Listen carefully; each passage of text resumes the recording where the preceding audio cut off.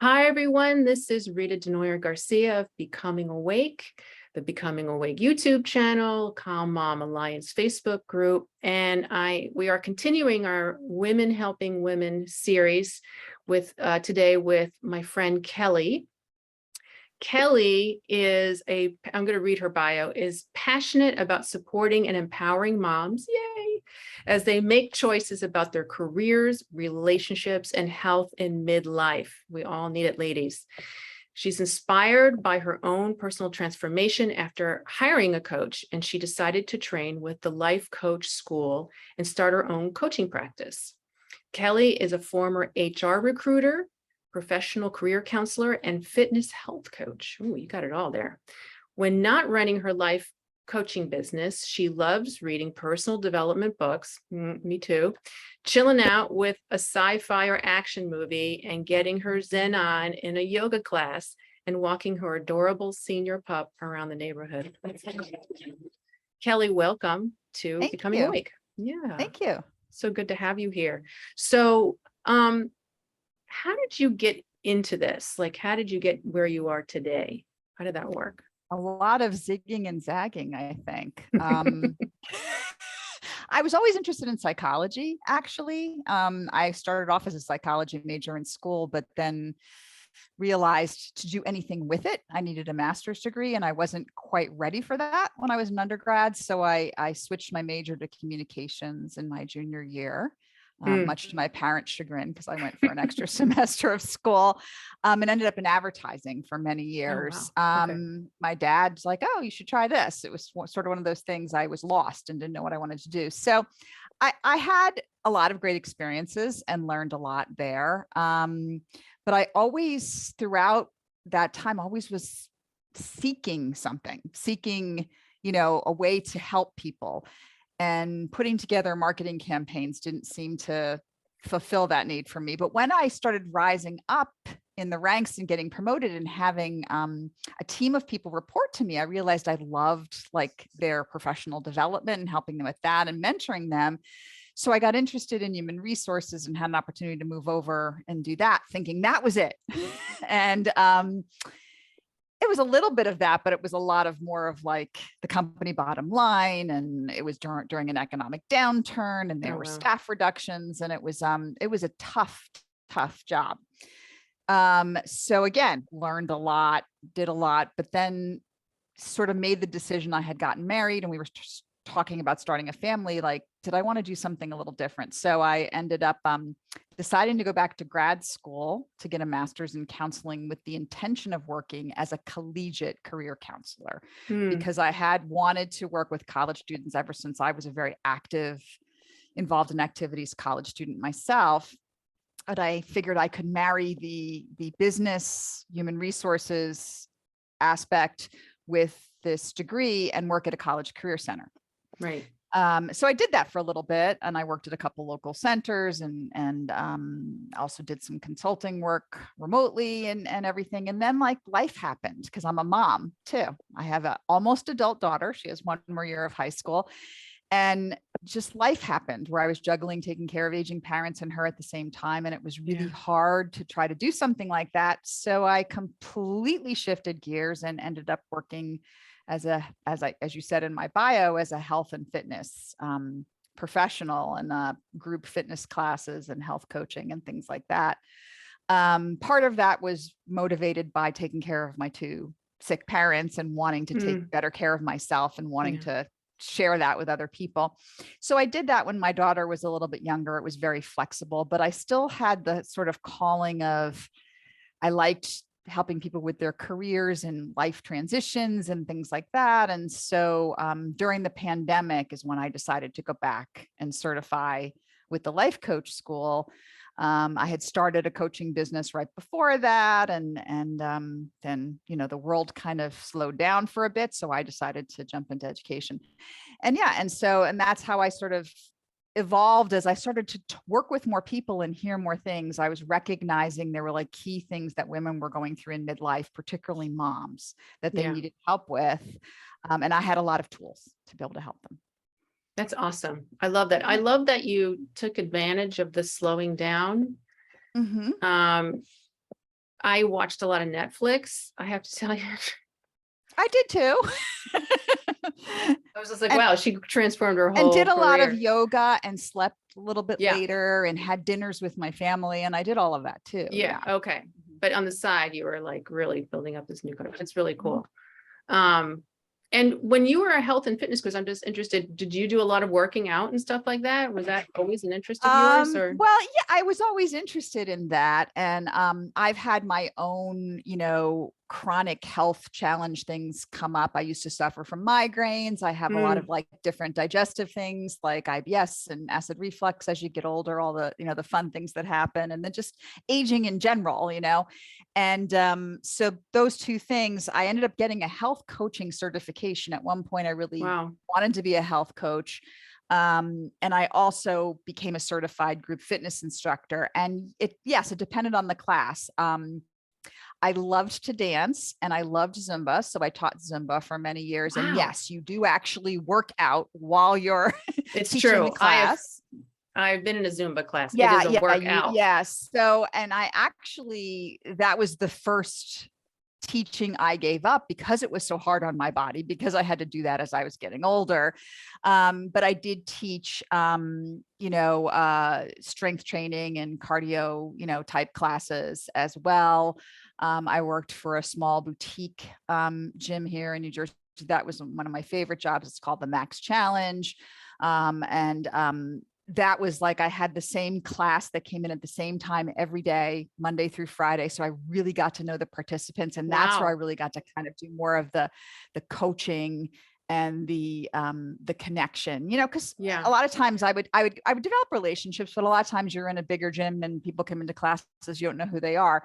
I got to really know the members, Yeah. and it was the philosophy of the gym. I love it. It just, they combine nutrition, and I had, the health coaching background. So it was great. That's awesome. That sounds Yeah. great. Yeah. So I loved all of that. And it was definitely a veering off of the career path, but I coached people during that, just, on that sort of aspect of their life. So I developed those skills.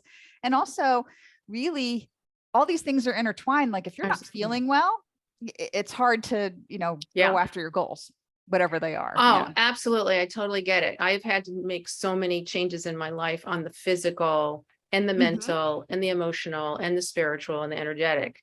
So one supports, and when one's out of whack, it kind of throws the whole wheel out of whack. So Yes. Yes. yeah, Yeah. they're all important. So who's your, who would you say is your ideal person that walks in, or typical person that walks in to work with you? So it is a mom in midlife, somewhere in their 40s, 50s, maybe early 60s in terms of age. It just Yeah. depends on, when they had their kids. Usually it's around the time where there's a transition going on for them. And it's so funny because when I started this business, I'm thinking transition, it's usually multiple transitions going on Yes. at the same time. Yeah.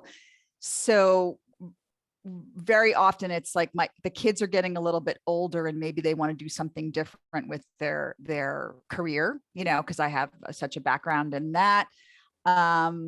Or they've just become an empty nester, and it's sort Mm, of like, what's next? I have a client I'm working with right now that's sort of in that boat. And it's interesting because people will come to me for one thing, and usually it's career because that's what I'm known for, but we end up talking about like three different areas. And that's sort of, I've identified like three different common themes that I see. And one is the career, but it's not really career. It sometimes is, but it's really like sense of purpose.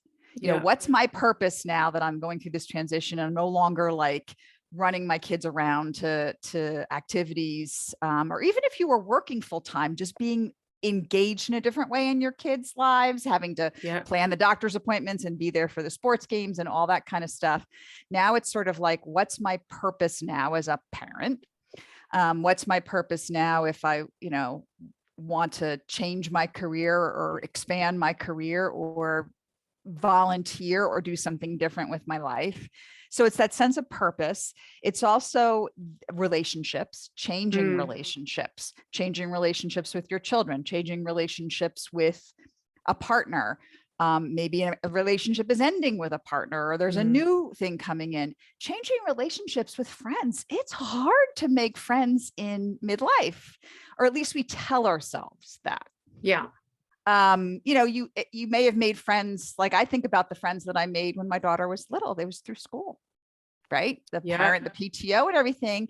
So it requires a little bit more effort and creativity, but women really want to make those connections at all stages of life. So there's a lot of women out there that want to be friends with you in 50s and 60s. And they're happy. Yes. Yeah. Right. So I see like that relationship piece. And then of course we've talked about the health piece, whether it's you're dealing with your own health issues, you're dealing with parents with health issues. I went through all of that with my parents when my daughter was younger, or just getting older and slowing down a little bit. And what do you think about that? And, I'm a recovering type A go person. So I went through a whole phase of, wait a minute, I can't slow down, to, oh, wait, this is actually where the magic happens when I do slow down. So, but that took a while. Yeah, it reminds me of that documentary. And I think he wrote a book, Wayne Dyer. It was From Ambition to Meaning. Great. Oh. Yeah. And it was about getting older, and you're in your phase where you're ambition. Oh, And then as you get older, you get much more into the being and less of the doing. So into the meaning of things and the relationship of things. And I think we're you can human do both. beings, not human doings. Right. Yeah. Exactly. Or my coach used to say to me, if you're doing and doing and doing, sometimes you're making do. So there you go. And I'm like, yeah, guilty as charged. Those transitions that we're constantly going through them. I mean, I remember the transition of becoming a mother. I felt like I lost my identity. And then I remember I was a big breastfeeder. And I remember when I had to stop breastfeeding because another kid was on its way and it was an issue. And then the third one came and I breastfeed that kid forever. Like I didn't want to let go. And then finally it was time. And I started to think, what's my purpose? Because I was constantly latching a kid on in my body. Yeah. And that could soothe them and feed them. And it was quiet time. And it was, a resting time. And then all of a sudden I wasn't doing that anymore. And that felt like a big transition. I started, what's my purpose? How do I comfort my kids again? And I was really stunned by it because it seemed, I wasn't expecting it. So, so transitions can happen so many times, I think, but the one I feel personally like I'm approaching now is kind of getting into the empty nesting, as 2 out of the 3 of my kids are going into college and 1 is still here, but that goes like that real fast. And you start to go, what's my role now? What am I going to be doing? What do I want to focus on? Who am I?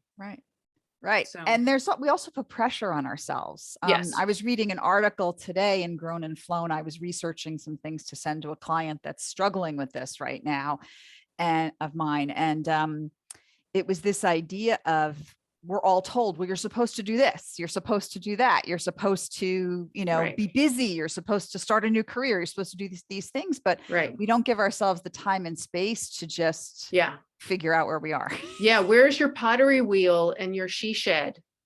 Yeah. You don't have it together then. Yeah. Right. And you can, yes, of course it's normal to feel upset when you dropped your, child. What do you mean? You still have kids at home. This is only your first child. Like all the different messages we get. Yeah. And making us feel like we're doing it wrong in some way. Yeah. And we're not. And women we kind of latch on to that. Speaking of breastfeeding, we kind of latch on to that. I must be doing it wrong, or I'm having a feeling about it. It must be wrong. It's like, no, actually, you're just gonna have a feeling about it. And that's okay. It doesn't mean you're doing anything wrong. Maybe you're doing it right by having feelings about it. Right. When you were talking about breastfeeding, it made me realize I have this very interesting, unique perspective with the stages of motherhood, because I have a sister that's 18 years younger than I am. Wow. And she just had her second baby yesterday. Wow. Congratulations. Yeah, thank you. So I'm able to sort of observe now what's happening with her. Like my other 2 siblings have children that are closer to my daughter's age, because we're all closer in age, and then there's a big gap.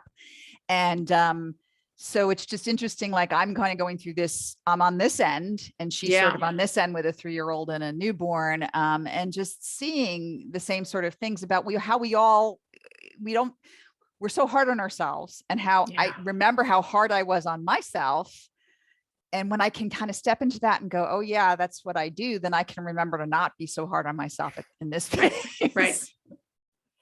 I know exactly what you're talking about. Yeah. I'm like, read my book, read your own book, Rita, just read your own book. That's all you got to do. Yeah. Yeah, I totally get it. That's great. I love it. I love that you're so multi-talented and multi-skilled. And so women can come to you and they're able to dip into these different parts. That's great. So what can you give us an example of maybe a result or a story of a particular person where you feel like they went really from point A to point B in a really nice way? Yeah. I worked with a client a couple of years ago who was a single mom, and sort of in that phase of the second child was going off to college. And she was seeking a career change and was one of the most determined people I had ever met. I really admired that about her. She was trying all these different things, and she'd get this far in this process and she'd get all the way to an end interview, and then something would happen and it wouldn't work out, or, she'd go down this pathway. And so anyway, shortly before we wrapped up working together, she actually did make a shift, and it involved not only a shift in her career, but a shift in her location. She actually relocated to a new place, which is somewhere where she had grown up, actually, and she was very excited about that. I remember her sharing with me, like what her new apartment looked like. She was so excited, and it was such a nice feeling to see her that way. But I think, that's the first time I recognized my role as a coach in supporting her. I was one of the few people who supported her without any sort of agenda or a judgment or anything else. And she could vocalize that sometimes, like she recognized that at times. But I was like, as I stepped back and looked at it, like one of the biggest blessings of being able to do this work, and I'm so excited that I found this work, is that I can be there for other women in a way that maybe their sister can't, or maybe they can, or maybe their BFF can't. I remember coaching a fellow coach who had actually been trapped in another country during COVID and was having a hard time getting out. And I was coaching her on Zoom. And I remember her saying to me, I couldn't wait to talk to you, because she's a coach also, because I knew that you weren't going to tell me what to do. You were just going to be there for me and help me figure it out, rather than like her friends were like, well, just do this, we'll just do that, And so like, we so rarely get an opportunity to be in a space where someone, creates this safe, non-judgmental space, but also really believes in us. Like one of the things I was taught in coaching school, you just believe that your client can do it, even when they can't yet. Yeah. So this was sort of like, I saw this with this particular client. Like I always believed she was capable, and I watched her belief grow. So I think that's like, one of the probably the biggest things that I do behind the scenes. Like you don't realize that it's happening. I may be, pointing out to you how these thoughts are creating what's happening in your life, and how maybe if you could look at it from a slightly different perspective, or, really picking out pieces of your story and tying them in a different way together that you might have not seen before. But this idea of, someone really believing that you are a capable human being and you can make your choices is a rare space for us to be in. I love that, because I feel what you're describing to me is what every child wants from their parent. Someone who believes in them, someone who's not judging them, someone who is not just telling them what to do, but is asking interesting questions and allowing them space to to feel heard and recognized and have compassion for them. And I mean, this is what we're all hungry for, right? This is what we're all looking for Yeah, I from was going to other say, as an people. adult, we want that too. Yeah, but I'm saying Yeah. I feel that that hunger comes from because probably we didn't get it as a kid. So we don't know how to foster it in ourselves. And so when we see someone who actually can present that to us, it's like, oh my gosh, Kelly, I need to talk to you. Well, and Right. this is not a skill that we were taught, right? Right. I mean, my mentor, Brooke Castillo from the Life Coach School, the founder of Life Coach, who talks about this all the time, how we're not taught this. No, we're not we're taught not this. taught how to, and you do the best you can as a parent, but there is no manual to be a parent. And then Right. also, you're not taught about how to do this and how No. to hold this like safe, neutral space for your kids, because you react to it. Your kids telling you Yeah. they've made this decision, and you have an emotional connection to that. Oh, yeah.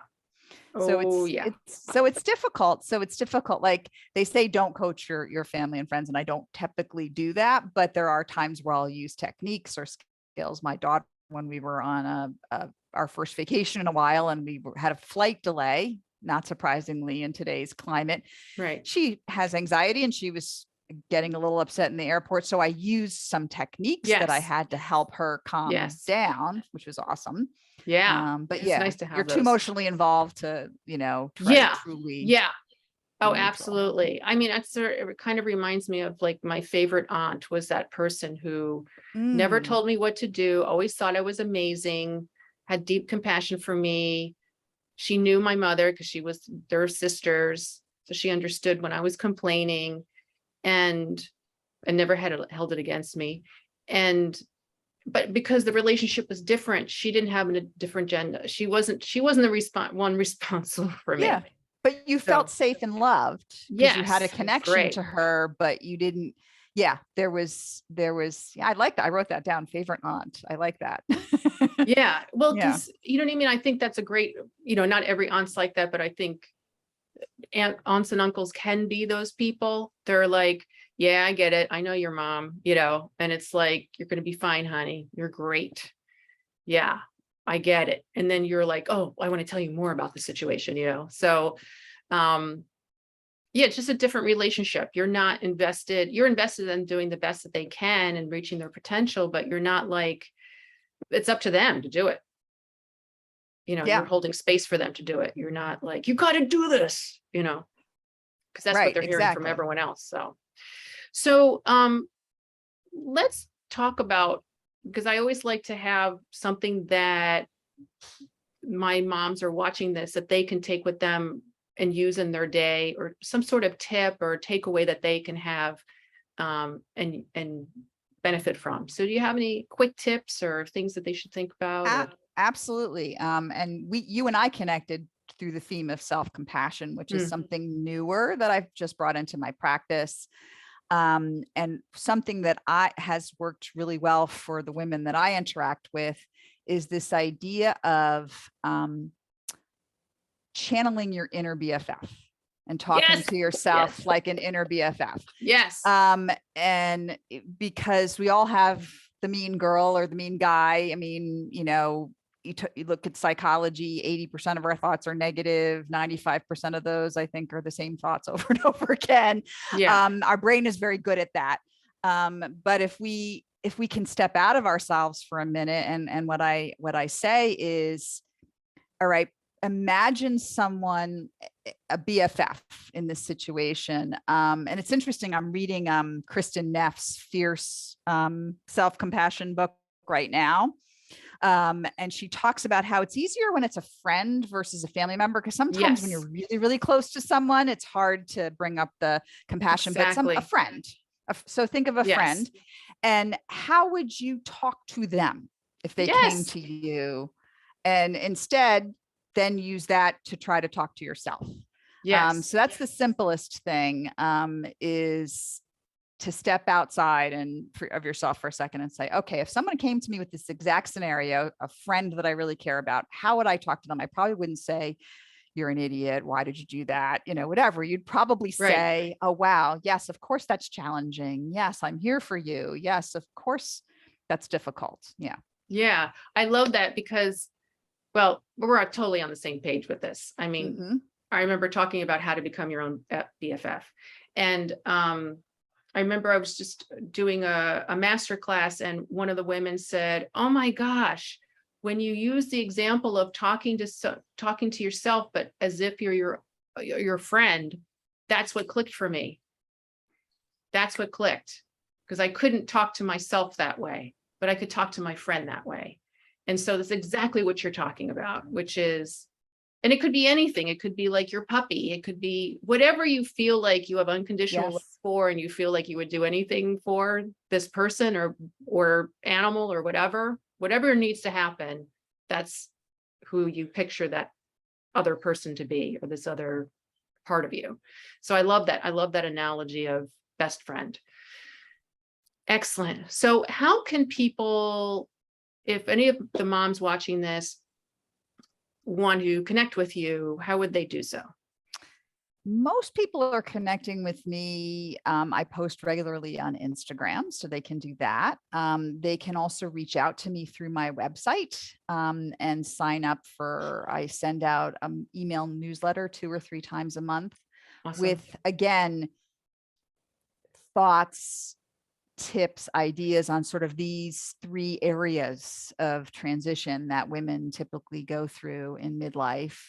And people find those very helpful. I bet. So those are like the 2 primary ways to reach me if they want to just connect more and get more information on this work, and hopefully be inspired or have, like you said, an aha moment, or like, oh, that's how I can do this. Connect. That's Yeah. sort of goal of mine, is to do that. Yeah. Awesome. Well, we could talk all day about this stuff, Yes, we could. but I am going to wrap it up. So Mhm. if you like this video, please like and subscribe and share it with people. Kelly Falcone, thank you so much for being here Thank you. today. Thank you And so much. I hope my audience checks her out on Instagram and gets a hold of her and gets that newsletter so they can feel inspired. Thanks a lot, Kelly. Thank you. See you soon.